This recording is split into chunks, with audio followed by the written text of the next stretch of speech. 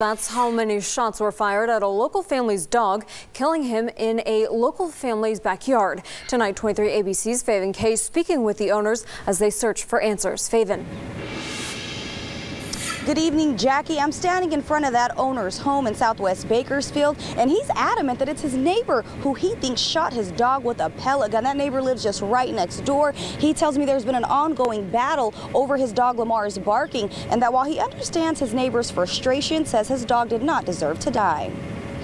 X-rays show pellets lodged into 2-year-old Lamar's body the day he died. He had 16 lodged in him, and that's just where the doctors stopped counting. Last Friday, Miguel Carranza says he got home from work and found his dog barely able to walk. I had to kind of help him get in, and as soon as he walked in, he collapsed.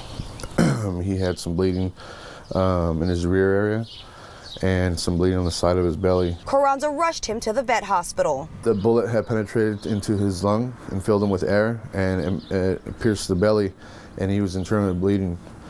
So at this point, it was too late. A long-time feud between he and his next-door neighbors leads him to believe that they are responsible for his dog's death. I figured it was my neighbor. Due to the fact that we've had some issues, he's called the city on my dogs before, especially that dog. He says he made several attempts to control his dog's barking by keeping him indoors and even tried using a shock collar. And that still wouldn't work. He would still bark and stuff like that. So finally I told the guy, like, you know what, my dog's getting really depressed because every time he barks, I have to shock him. So I can't, I'm not going to do it no more. So he got mad. He said that he would handle it in his own way. Text messages dating back to a year ago from Carranza's neighbor detail that conversation. So I got text messages saying that he was going to handle it his way.